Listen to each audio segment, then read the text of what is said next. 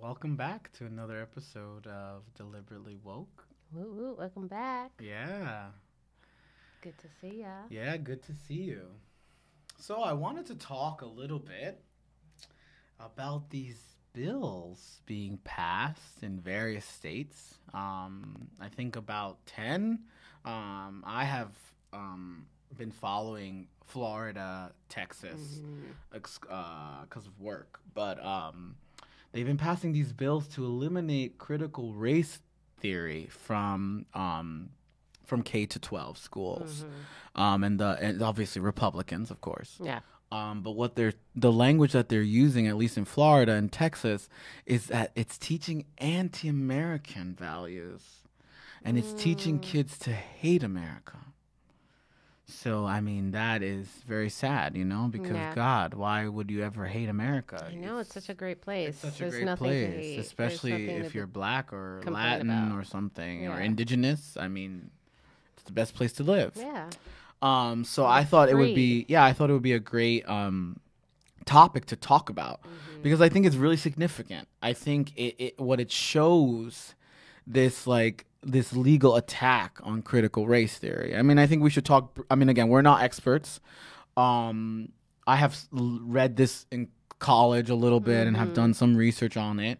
But basically, what it states is that racism in the United States is systemic. It's so embedded in society In our that power structure. in our power structures that like you don't even have to do anything For it to be real. to be racist. Yeah. But that it's in the systems that we work that we are innately racist in what we do because the systems are racist. And it's true. I mean, it's true. But a lot of right wingers and Republicans and white people find this uncomfortable.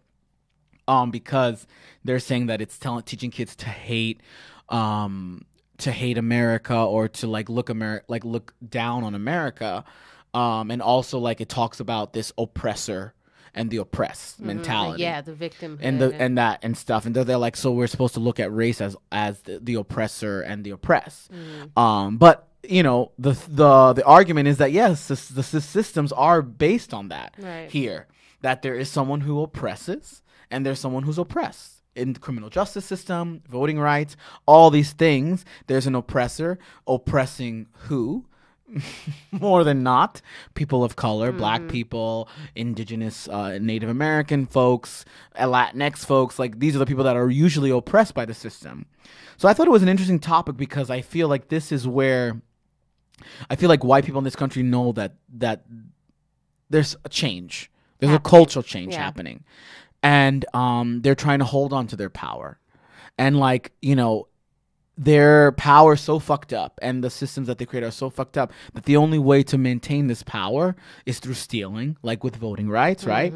But also by completely putting laws that make it illegal to teach this theory, which just teaches kids to have a critical lens when they're talking about American history or thinking about like what has happened in the United States in the past from a Absolutely. racial lens. Or even global history, too. Yeah, exactly. And it shields them from the truth of this country and also at the same time absolves people of the privilege that they inherit Exactly. based on these systems that have been created based on race.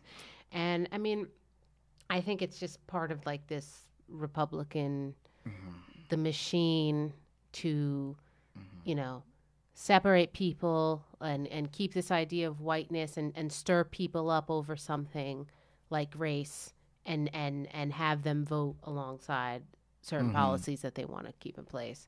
It's also like ironic that like we're making Juneteenth a federal holiday, but we're not gonna pass the Or we're passing these laws to make critical race theory illegal. well at the same time and we're making Juneteenth these a federal holiday. yeah, and also like not supporting the new Voting Rights Act or For the People Act, any sort of accountability or transparency or real change to voting rights and making things actually equitable, we're fighting actively against. But we're gonna make Juneteenth, course. because that's like some. Yeah. Oh yeah, we'll give you a holiday. We want off too.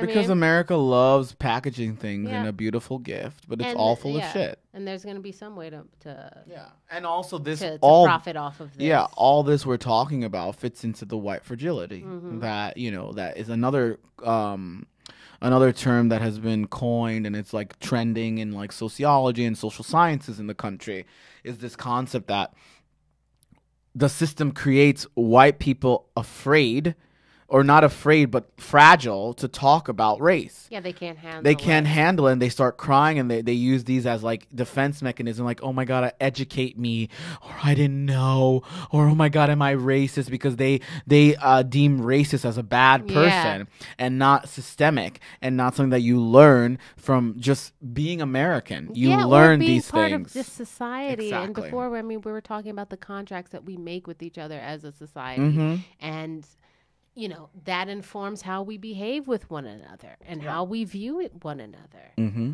And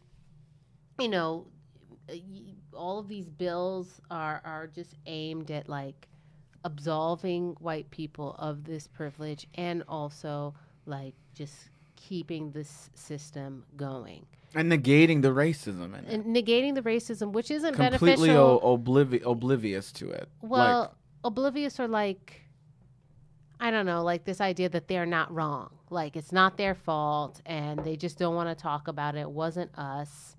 And we should just move on to other things. But it doesn't benefit them either. By not learning your own history, like you're just ignorant of the world around you. And it allows this system to perpetuate itself. Yeah. No, and I think, and as I told you, I think that the white fragility is the social contract in the U.S. It's like race is in everything, but we're not allowed to talk about it. It's like Voldemort. You don't talk about it, you don't see it, but it's in everything we do. It's even in how they teach us, which we call, like, I call it like fatal whiteness, right? It's like the history, a white history. European history is taught, everything we learn in this country historically is from the lens of the oppressor, not the oppressed. And that's a problem. And it perpetuates this image of Europe being the beacon of civilization. Even how they categorize in college. I remember one of my first courses, and I asked the professor that the beginning of civilization. Oh, sorry. And it was ancient Rome and Greek. And I was like, but what was going on in Africa and what was going on in Latin America? And they were like, but this is the beginning of... I was like, yeah, but what makes this? Civilization. This is the beginning of whiteness civilization. Like, this is the beginning of the racialization. Well, even the word civilization, what is that like to assign it to like this idea of civility and everyone else of course. Just Everyone's savage. a barbaric. Yeah, a barbarian and a savage. Exactly. But that in itself fits into critical race theory, because that term alone racializes you to think, even if it's subliminal, it might not be direct, but subliminally directs you to think that Europeans are more civilized, or that's where civilization started, when we know historically it didn't. And that's what critical race theory is teaching, those type of things. The same thing as the notion of the Obama, the post-racial America. As soon as he was elected, Republicans and right wing were like, "Oh, we can't be racist. Look, we have a black president." Well, and they all banded against any single exactly. policy They didn't respect him. Yeah. They filibustered him. They didn't respect his title. They didn't respect his position. They didn't respect. They thought he was Muslim. They said he wasn't American born. I mean, the all the narratives around him showed the contrary to a post-racial America, but a very racial America. And these are all things that fit into this, and why critical race theory is important to learn, because all these are an example of that. The same thing with the criminal justice system. People will tell you that it's not racist, or it's not this, or it's not biased. But the criminal justice system has been created to target black, indigenous people, Latinx folks, to imprison them. And basically, it's like it's slavery. Yeah, and they use the weapon of fear to of course, to make others complacent and say that this should be happening and that it's totally fine and they're other. Exactly, the othering. Yeah. And that they're dangerous, and that we need to be like we need to watch over them, and like, you know, we need to like be their fucking slave owners, basically. We need to be their owners and watch over them and make sure that they're in line and know how to act. Well, that's the job of the average American, or like you know, we've had discussions before about like white women in their role here. But it's not like, again, like the thing that I want to impress upon people is that, like, yes, of course, white people benefit from the system, and they do have white privilege, and their access to certain things, and given the benefit of the doubt based on this whiteness. But like, as far as like who's truly benefiting, if we're looking at this economically, they are not. It's a detriment to everyone. Yeah. But also, I mean, but racism in itself is illogical. It is totally illogical. And it's an insane concept. It is. So And there's never going to be logic with it, because it's all about power and maintaining power. It's the same thing in this country. For only a few. That's the part that I wish people would. Yes. But the poor white people benefit, at least the rich white people, make them believe that they benefit because they're white. Yeah, so you're by still being poor. With the whiteness. You're still not poor. Black, though. You're not black. You're white. But at the end of the day, the rich white people don't give a fuck about them either. No, not at all. They are the pawns. Exactly. They are the ones that put in. Okay, you do this. Exactly. And watch over whatever, you know. It's the same thing when we experience what we did upstate, right? The same thing we talked about, right? It's the same thing, that we could be educated people of color and go and meet these white people, and they dehumanize us, right? Absolutely. And think that we're there for their entertainment. On the sole basis of our skin play color. Black music or play this music. Like, we're not human anymore. Humiliate people. Yeah, like we're not human anymore. And that's it. Meanwhile, these are like just trash people. Yeah. I mean, these are the people, worst people. I mean, I don't even know where you categorize them. They're Jerry Springer guests. I mean, that's what they are. Not guests. They are. The people on the show. They're Jerry Springer. Guests. They're guests. Contestants, attendees. I don't know. Contestants. I don't know what they are, but they're on the show talking about them fucking their cousins. Yes. These were the people we were with. But yeah, no, there's definitely this air of just being better based on this. It's so insane. Yeah. It's just stupid, but it's very well and alive, and it dictates, you know, how we operate. Yeah. But yeah, this is just, you know, this idea of otherness and pitting people against each other. But unfortunately, some of us, like, you know, Black and brown people have to deal with this shit on a very real level. Or even just like banning this kind of thought is like invalidating our experience and what's going on and what has been going on for centuries, you know? Yeah. No, it's just crazy that this is even a topic of discussion, you know, to like completely ban literature. It's very weird and very like George Orwell. Yeah. You know? Well, this is what people wanted, you know, before Trump left, like he wanted to pass legislation to introduce this, like, you know, patriotic teaching in school you know, stop teaching the 1619 Project in school, and like it's inaccurate and we don't want to talk about this, and it teaches you know, people not to be individuals. There is a teacher at this elite private school in New Jersey who decided to quit her position as an English teacher, and her quotes were all about how critical race theory doesn't allow children to be individuals. And I think this goes back to the conversation that we were having before, where people, like, it teaches, like, you know, this country and like this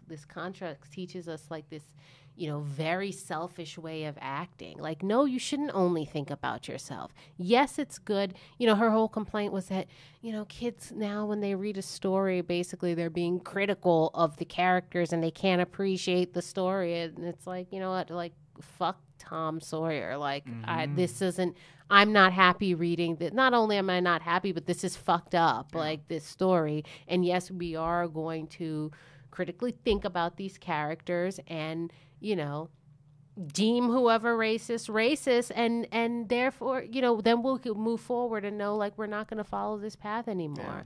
we're not going to stand for this anymore. Mm-hmm. This isn't right. And that's that. And that's fine. Mm-hmm.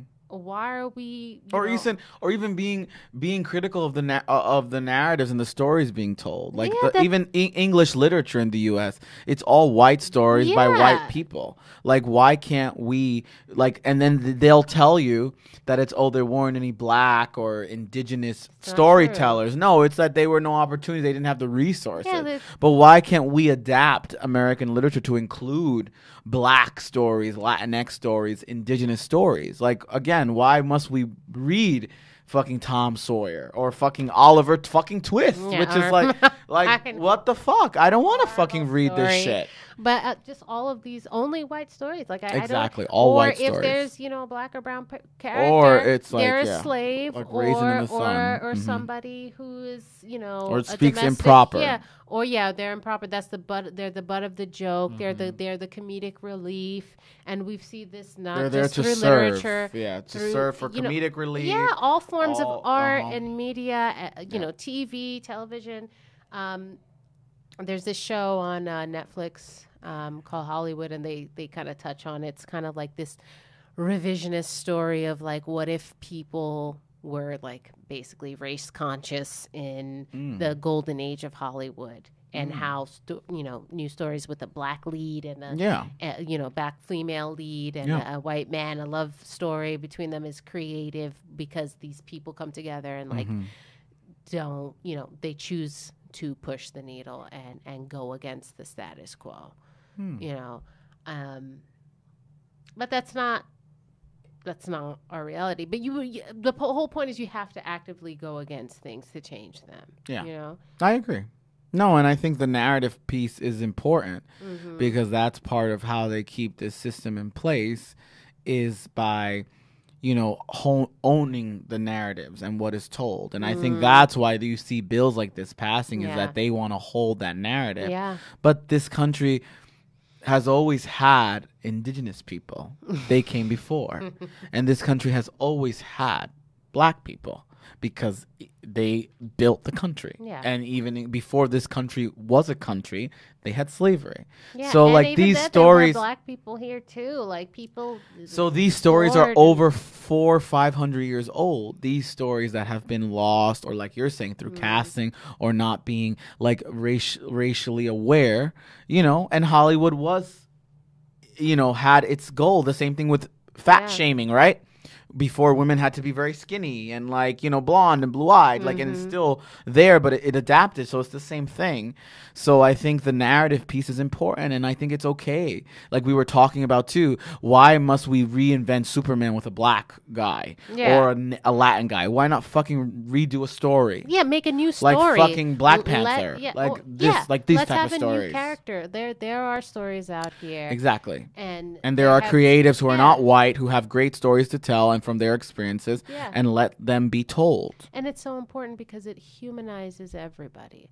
When you're only a tertiary character in a story, you're there for like to serve a specific purpose, but you're not seen as like a round, full individual or significant, or significant to, whether it's a country or the world, or just being a human. We all have value. And we really need to, have more stories that are centered around the BIPOC community.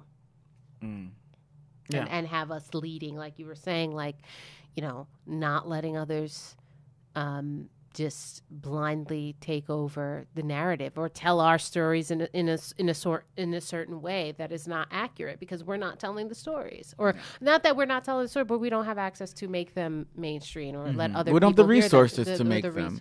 And the whole thing is like the same thing as when we were talking before about in the Heights, the director saying, we didn't have, like, we just picked the best talent. It's the same thing they say about the narratives. We pick the best stories. But if your policies and the way you acquire these stories are racially driven, then did you really pick the best talent? No. You're implying that they're not black stories.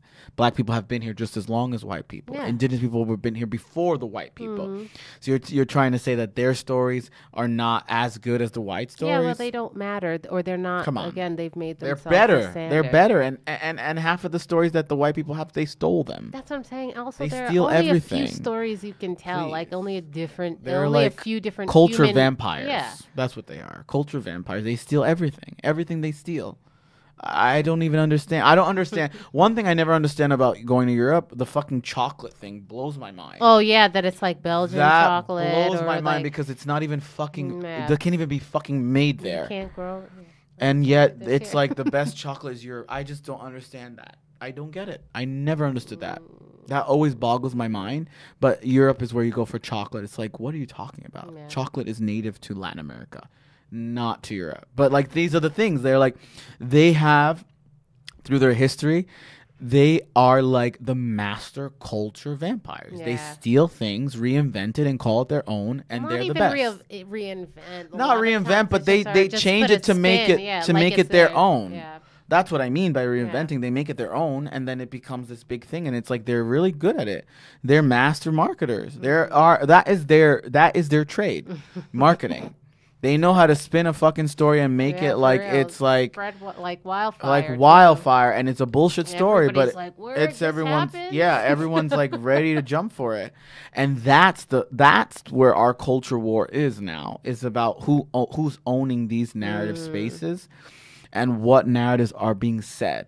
And that's the challenge now. And they don't like that. They don't like that we feel like we have authority now to challenge it. And and that's authority, and also the narrative that's being pushed of us, like, of belonging and specifically in America, like what it means to be American and who gets to be included in this story. And that's why they're trying so actively to not include people, because then if you do, then that idea of otherness disappears, and then the whole shit collapses, and people can't take from other people or benefit from oppressing other people, because then people would wake up and realize that we're not different. Because even with telling stories, like, how many different human experiences are there? There aren't that many. Like, there's only, yes, there are different stories that we have and different ways that you can tell it, and that is what makes art beautiful. But there's only a few, because we are all human at the end of the day. Like, and if people were to, well, some of us are. It's debatable, right? I don't know. No, I know what you're saying. But an asshole. No. I you know how I feel, but like, my hope is that because I'm tired. I'm fucking tired of this shit. I know I'm not the only one who's tired. I'm not even doing anything. I'm just here talking to you. But like, but this is something too. Yeah. This is why we created this platform is because it's kind of like you're tired of like sugarcoating things, but you're also exhausted because, as we talked about in our work environment, right? We have racial experiences. Yeah. And in that same moment, we're processing that, but then also making sure that the white people are okay, right? Right. Making sure that we're not being a stereotype. Yes. Make sure that we're not being angry. Yeah. Or we're not being like, ghetto, or whatever the fuck they want to say. And it gets exhausting. It is exhausting. The whole charade. It's tired. Exhausting. And then also that it's under this even, more fake idea of race, and no, it's not fake based on what we experience, but as far as it being a construct, and like, when you have the privilege of intellectualizing this, it's just like becomes even more exhausting because it's so sick and also just stupid. Like it's not real. It's not real. It's not real. But it does affect us though. Yeah, because it's we living in the system. Yeah, we perpetuate it's real in the system. Yeah. It's not real like true. It's not true. But it's real in like the system that we live in. And it's in everything we do. And every interaction we have is racially driven in this country. And we don't want to admit it, but it's true. Yeah. It's so true. It is so true in every experience that we have. You can go back to anything. Hailing a cab to a restaurant, being served at a restaurant, to looking to see a fucking apartment, Yeah. applying for a job, like all these things. There And is they're a so real to this day. there's It a doesn't go racial away. component Yeah. to it, you know, and it's real. And you know, I think you don't, and then we all live in our bubbles, right? If you live like in a predominantly black neighborhood or Latinx neighborhood or wherever, you know, you don't realize that until you interact with white people like on a day to day. And you realize, like when I went to college, I realized the entitlement they have. They're not afraid of anything, and anything is at their fingertips. Everything and anything. And they had their lives planned out and how they were going to make money. Yeah, no matter what they how do, they were no going to consequence acquire, for shit. and they get it. And that was something that was different for me because I wasn't raised that way. You know, I went to college like, oh my God, what am I doing? You know, I just need a degree and then I'll figure it out. But because they're also raised that way, that it's their country and this is their land, and they can do, especially a white man can do whatever the fuck you want. You can do it, and no one will say anything, and you can get away with practically murder here. Yeah, no, actually, yes. I mean, actually, but I'm saying like, and that's where I realized, and why I studied race more in college, because I was like, wow, their American experience is very different than mine, and I felt before I went to college that I was very American. Then I went to college, like, oh, I'm not American. But before that, I thought I was very American. And I couldn't live anywhere else, and I thought that this was, you know, but after there.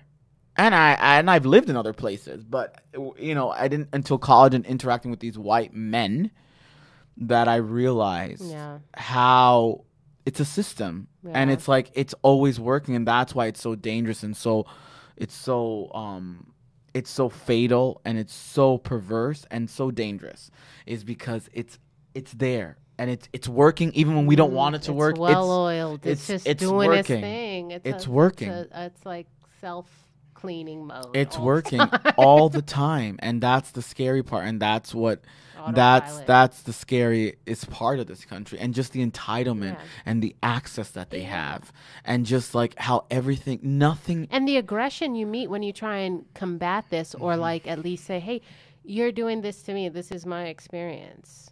Yeah, no, you're or wrong. even just this is my experience. You're wrong.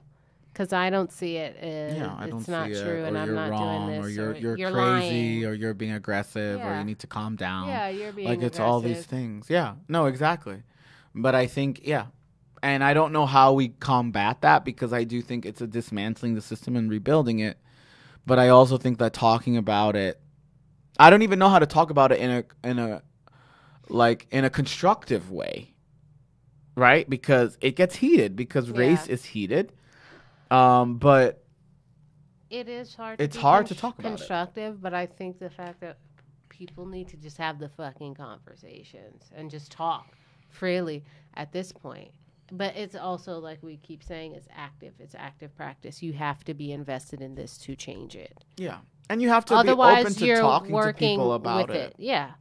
I think that's important to talk about it, but it gets exhausting, like you were saying. It does get exhausting, but I think it's in our best interest to not be fatigued and to keep it going. Us, you know, and keep pushing the needle and keep, you know, and staying in on the coast.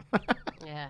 But I think my exit. No, I'm just kidding. Or just leave the fucking country. But I do think we have to like be the ones to invest in it, which kind of sucks. It kind of puts the burden on us. But I think we gotta keep the discussion going, because, like I said, they're not gonna give up power willingly. Well, that's the we're gonna have to fucking break down that fucking door.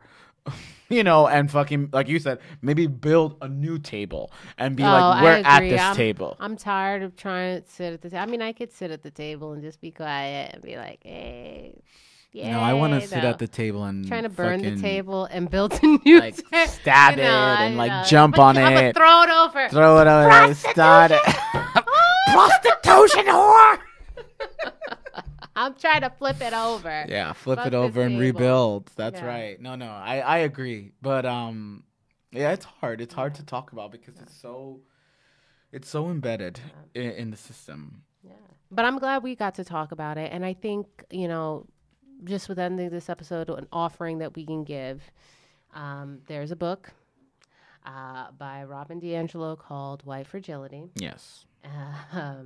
Why it's so hard for white people to talk about racism, which I think is a great book for people to read to understand like the historical context of, again, like the title, why it's so hard for white people to talk about racism, and eventually get to a place where we can acknowledge that it's fucking real. Well, and the uncomfortability they have is also part of the system to Absolutely. keep it alive. That's and what she that's talks okay. about. And also, And she tries to tell you it's okay to do that. Yeah. And But- also the idea, like you were saying before, about, being racist is not. Oh, this is hard to say. You're not a bad person. You're not a bad person, motherfucker. But you should learn from this. Okay? Like, why the hell do you want to carry this on your shoulders and be like this? Like, learn. Let's work together to shift the way we think. Everybody has something going on with them. Fucking read the book. I mean, she also wrote it And she's for a white people, and she's white. She's white, so. And she said there she you wrote go. this for white people. She didn't write it for us. No, she well, wrote it because we'd be knowing, but She- that's another. She wrote it for white people, so you should read it and feel comfort. Yes. When you read it, that this is your If you fellow can read it in white the shadow, ally. it's fine. Just read it in the dark, in the corner. Buy the audio. Or buy the fucking audio book book and sit on the just train and listen. look at, Just listen.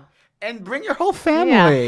Play Make it. it an event. Play it after Sunday church or something. Yeah. I don't know. This is good for you. This is a good read. You We know, when need you're this. sitting and drinking wine or doing a fucking martini or something, just listen to it in the background. And just the whole purpose of this book is to talk about that white people being uncomfortable about talking about race is part of the system and perpetuates the white supremacy that exists and the racism that exists in the country. So it's not bashing white people. What it's trying to say is that it's okay to be uncomfortable because the system has taught us that way. But let's try to educate ourselves to change that. Absolutely. So I think you guys should read it. Yeah. Well, thank you for joining us for another episode of Delivery Woke. Yes. Thank you, guys. Peace out.